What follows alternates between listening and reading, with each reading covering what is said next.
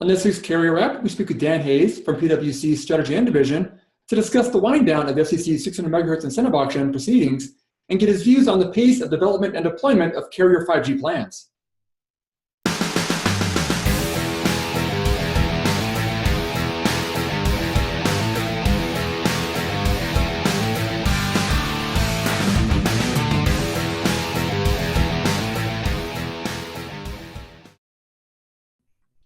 All right, well, thanks for joining us for this week's Carrier Wrap. I'm your host, Dan Meyer, Editor-in-Chief at RCR Wireless News. And this week we are joined by Dan Hayes, who's a partner at PwC's Strategy and Division, talk a bit about what's happening in the telecom space. So, Dan, thanks for joining us again this week. We appreciate it. No, thanks a lot, Dan. Excited to be here. I apologize now. I'll be coughing during the whole thing. So hopefully Dan has a lot of interesting things to say, so you guys don't have to listen to me at all. But yes, but I know there's quite a few topics happening in the space. So far, I think recently we've had a few items there in the DC area that have cropped up that I hope that we can touch base on. But maybe the first one to touch on would be the incentive auction. Obviously, I think we're to the point now where we're now to just the forward auction process in the whole proceedings there, and it looks like we're going to be getting close to a finish here, hopefully the next maybe week or so. I guess what's your general view on kind of where we are now and how the process has gone, and maybe the results that we've seen so far? Yeah, well, what a long and curious ride it's been. It's really quite at an interesting stage of the auction. I think as many in your audience know, we've got we've now completed essentially stage 4 of the reverse auction. We moved into stage 4 of the forward auction,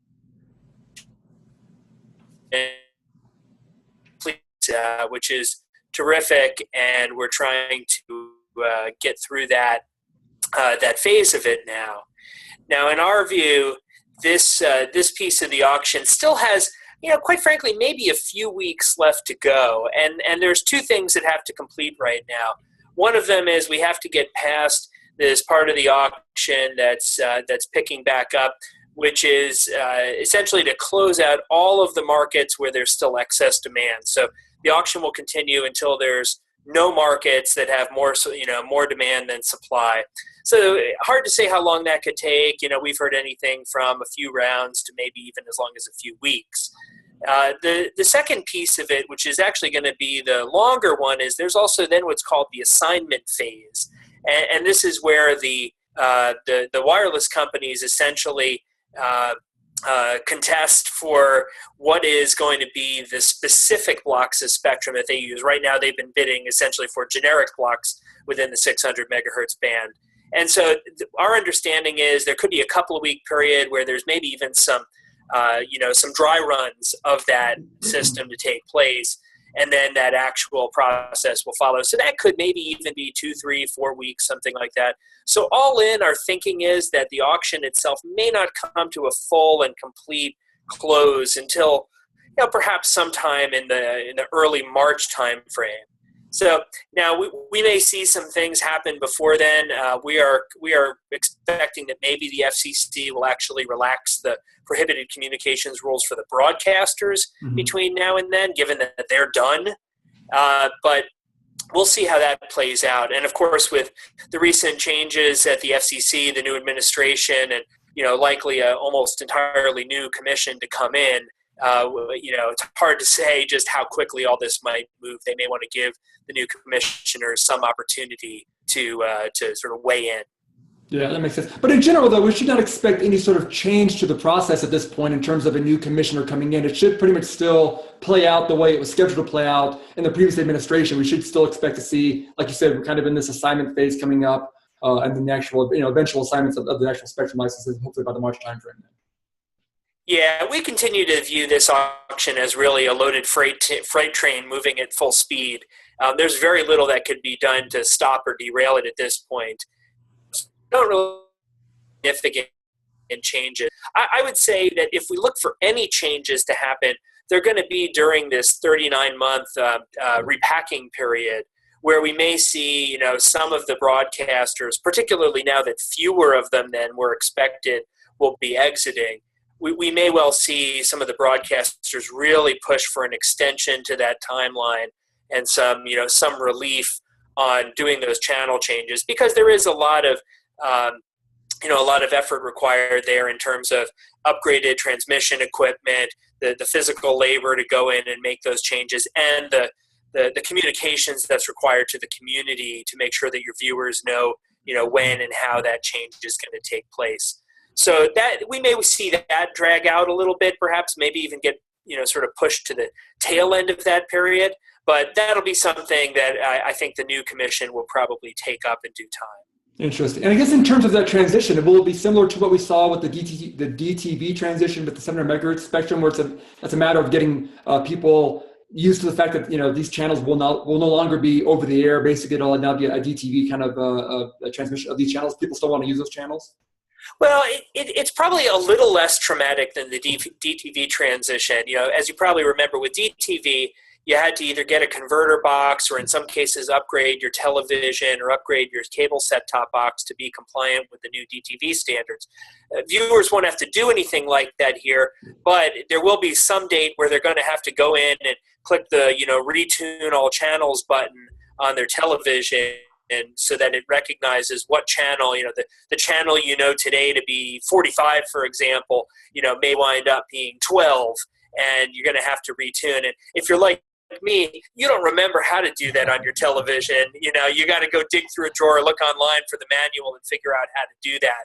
So I think that it'll be a little bit traumatic. It's just really a communications program that's going to be required by a lot of the broadcasters to educate their audiences on that. But so not quite as bad as DTV, but still some work to be done. Makes sense. I guess just looking at the auction in general, obviously we came down to about an 18 billion plus final in terms of the forward auction part of it. The broadcasters are getting a little over 10 billion. We settled in at the 70 megahertz of clean spectrum, basically, or licensed spectrum. I guess were those numbers somewhat in what you're thinking, in your ballpark, what you're expecting to have happen, or kind of how did it all play out for you? Yeah, I mean, look, the 18 billion may continue to trickle upwards a little bit here over the next few weeks, but probably won't get materially larger. I think there were a couple of surprises here. First of all, absolutely no one, myself included, expected that we were going to go 4 stages and that this thing would drag on for essentially a year. Yeah. That was really a surprise to many. Part of it was, I think, just being it was a slow and steady pace that the auction was put under, which was probably, reasonable given its complexity. The second thing that was surprising was the $10 billion proceeds on the reverse auction side. I think that was significantly less than the broadcasters had largely hoped for. And I think that, most estimates were in kind of the $25 to $40 billion range for the top line. So an 18 or maybe it creeps up to $19 billion top line is certainly less. And then I'll tell you the last thing that I would say is a surprise, probably because people hadn't really thought about it, but it's the spread. The spread between the $18 billion number and the $10 billion number, right? About 1.9 of that will go to auction costs and costs of the repacking. But you've got, in there another, call it $6 billion to go to the U.S. Treasury. I don't know that people had expected that quite so high a percentage would land in the government's hands. And that's going to probably be the source of some consternation for people. But we'll see what happens with that. Really, it was the architecture of the auction, the 24 megahertz reduction between stage 3 and stage 4 that drove that number down so dramatically, from $40 billion roughly down to $10 billion. So it created a lot of competition among the broadcasters for who was going to get out in the auction. And as a result, we saw a much lower number to clear them. Yeah, exactly. I guess that's true. I guess people weren't really expecting this to be a revenue driver for the government, but again, they will get some money out of this process, more than, like you said, like maybe what they expected. But I guess in general, again, the complexity of all this thing, how it's kind of played out, does this lead to the FCC at some point reusing this type of process again, do you think, in the future? Or is it a learning process where they, maybe we can fine tune it a bit going forward? Or I guess what's your view on this being used again in a future auction for additional spectrum down the road? Look, I'm sure that a bunch of economics PhD students are already working on dissertations about how this auction played out and how it worked and what did and what didn't work in their views. Yeah. What's clear is this. The commission is going to learn a lot from this auction. I think that regulators around the world are going to learn a lot from this auction. It was the first time anybody's ever done an incentive auction like this. And, it will, I'm sure, be repeated, probably both in the United States and, overseas in the future. Now there are plenty of lessons to be learned as far as how you design the auction, how you design the band plan that you have, and whether you did it perfectly or whether there were other ways to optimize it. Mm-hmm. I'm sure many people will debate for years to come. But it is certain that it's going to be a learning moment for the FCC and for those who design auctions in this industry, because the reality is, as spectrum utilization continues to creep up, particularly in very attractive bands, mm-hmm. we're going to need these types of incentive auctions where you can facilitate the transition of spectrum from one technology to another, and in doing that, oftentimes from one owner to another in some sort of organized fashion. And that's a good role in general for the government and regulators to play to facilitate that, particularly when you've got a complex band like this where you need a large number of people to be moved essentially simultaneously.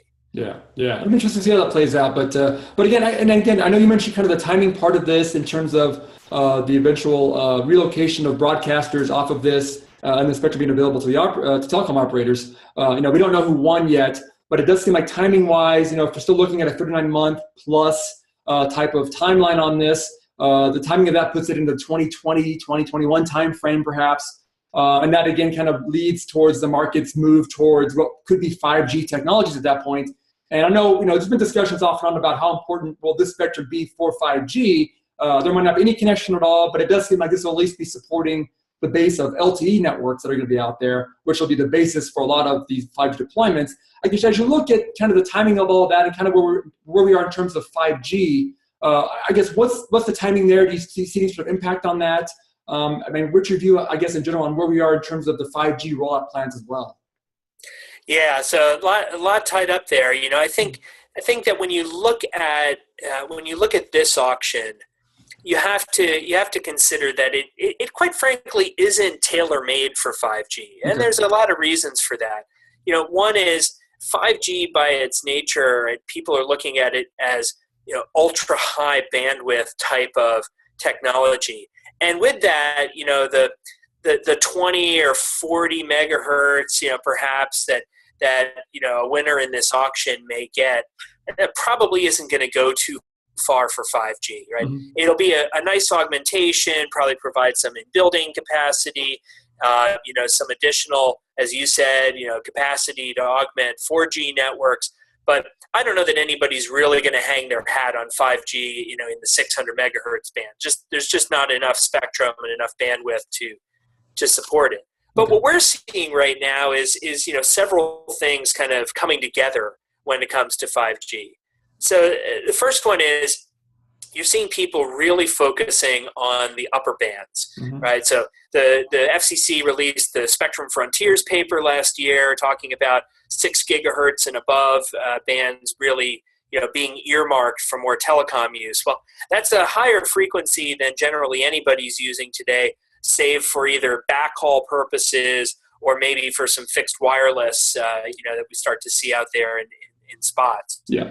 But that type of spectrum is great for 5G because, once you start getting up there into, even the 28 or even 70, sort of gigahertz bands, you've got a tremendous amount of capacity available. The rub for it is that it really doesn't propagate very far. It doesn't penetrate buildings well in general. And so we're going to be looking at 5G really taking a different approach when it comes to network deployment. In fact, we have a couple of perspectives that we've been working on and working with some of our clients. One of them is 5G more likely than not appears that it's going to start off as a fixed wireless technology.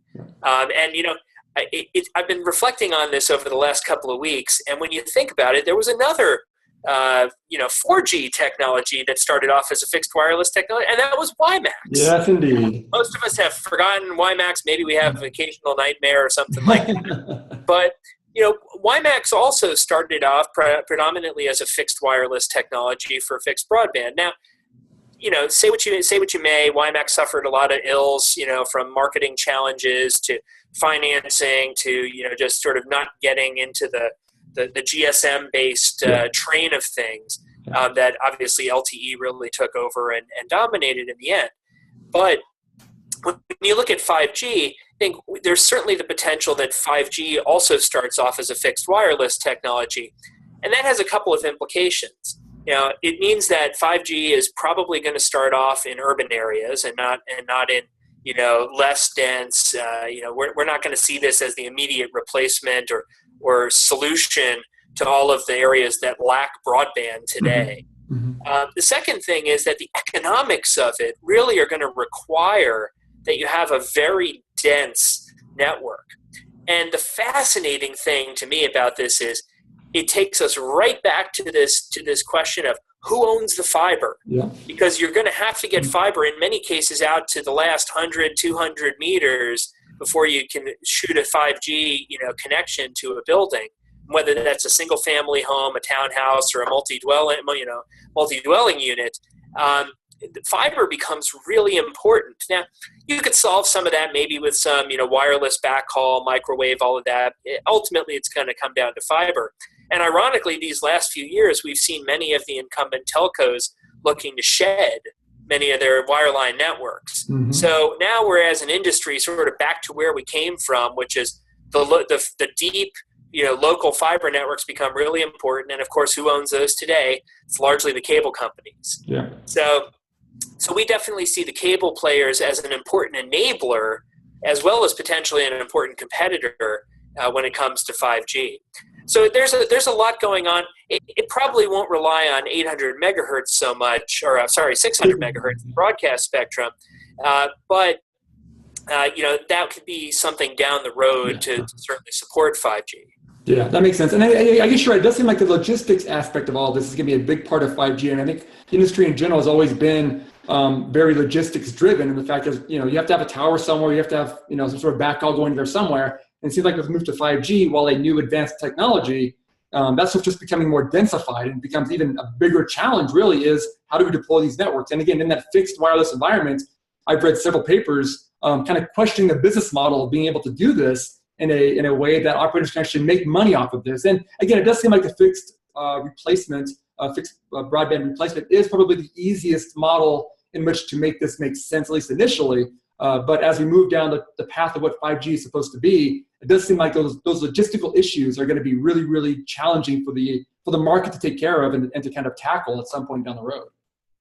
Yeah, they're absolutely critical. And, I'll pick on one thing that you said there that you mentioned, which is towers, right? As you get down into this, 5G model where you may have to be 100 meters, 200 meters from the actual transmitter receiver, those towers and those presence points tend to become even more critical.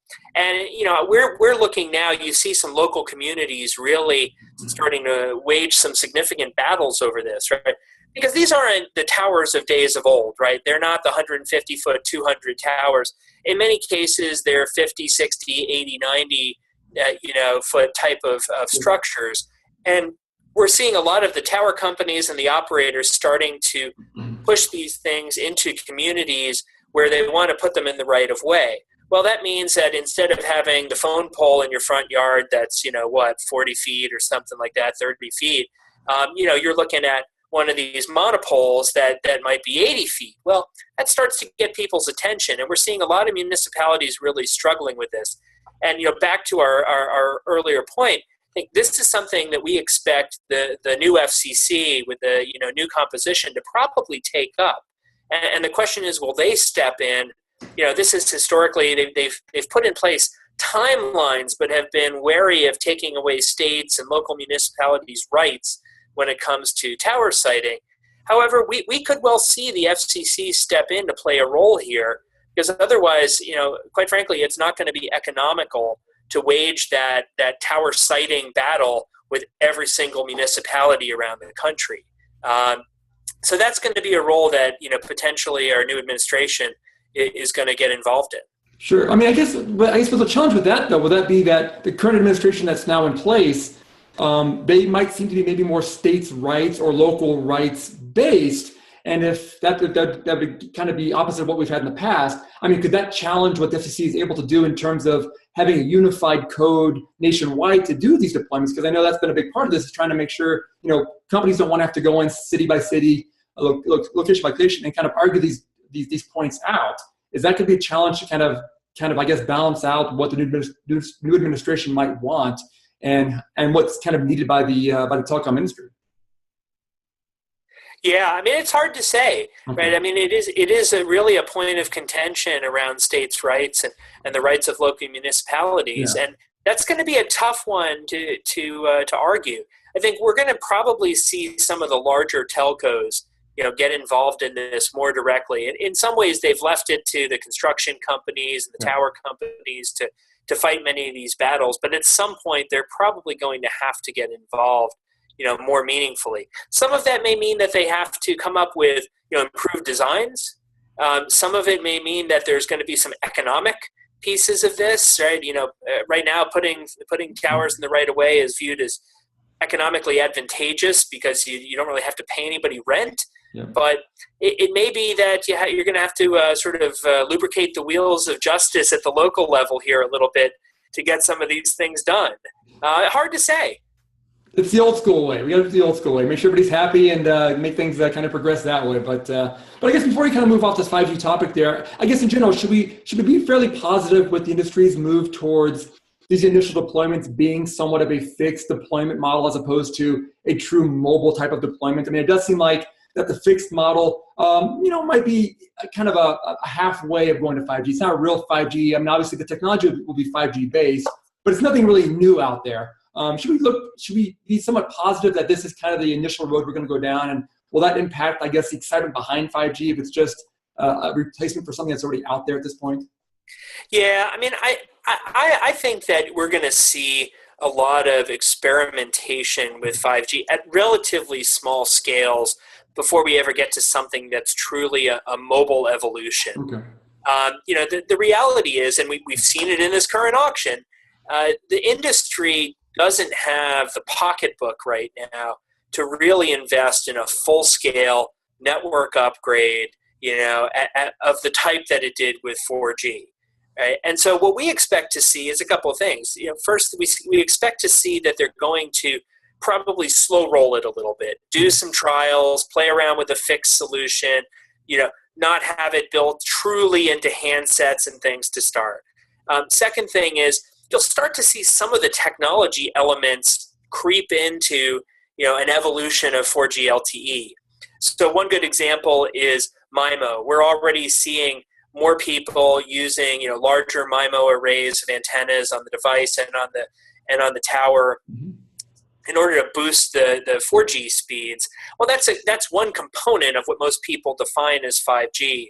And so we expect to see that happen. And then the last one is the move to 5G is probably going to have to also be predicated a bit by we'll call it the equipment replacement cycle for 4G. We're getting to the point now, time is starting to pass by. I can't even remember how many years we've had LTE now, but we're getting to the point where LTE networks are starting to age. And like all electronics, they start to have increased failure rates. You start to see problems. You want to do some, either reactive or proactive replacement. There's probably going to be some knee of the curve there where it's going to make more sense to upgrade from 4G to 5G than it will be just to continue pouring money into 4G replacements.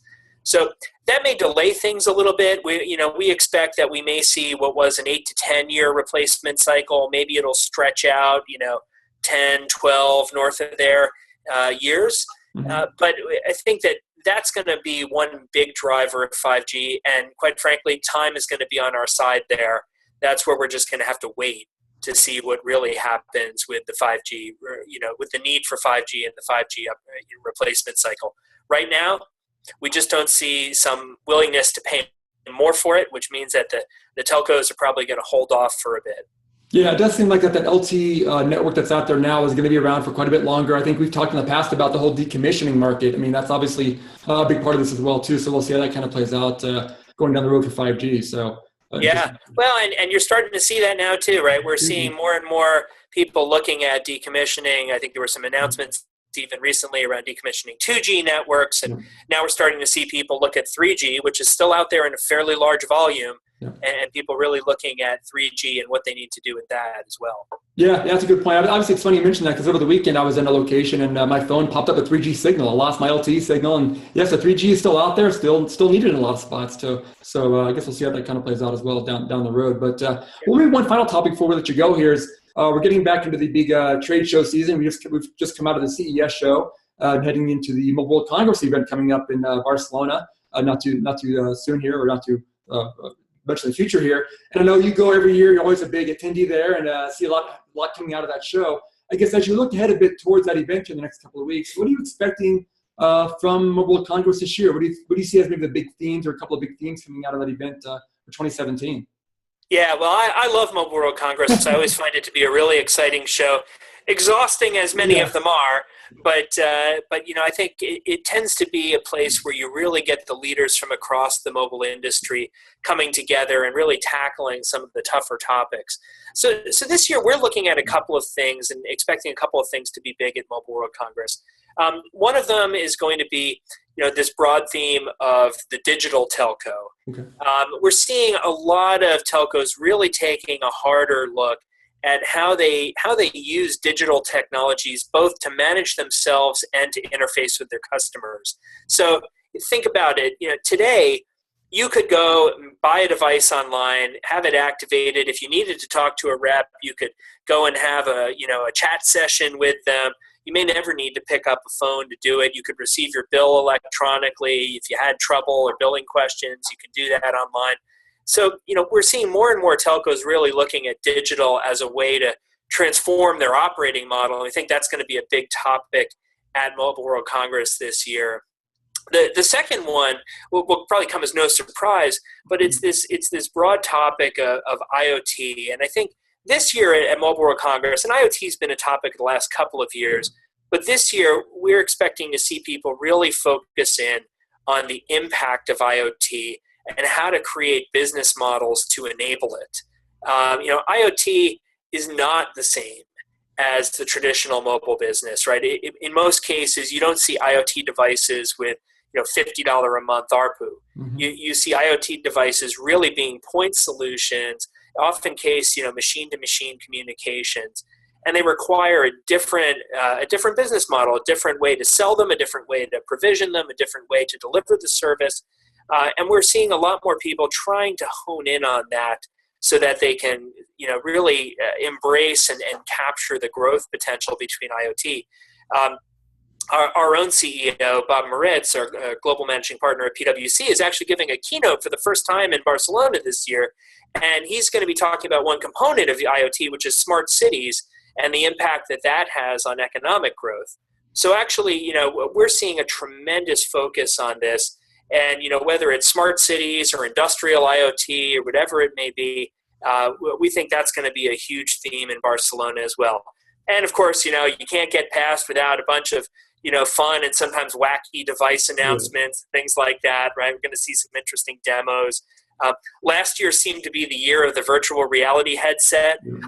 I'm wagering that this year it's going to be robots. Okay. I'm betting on robots. So we'll see how that plays out.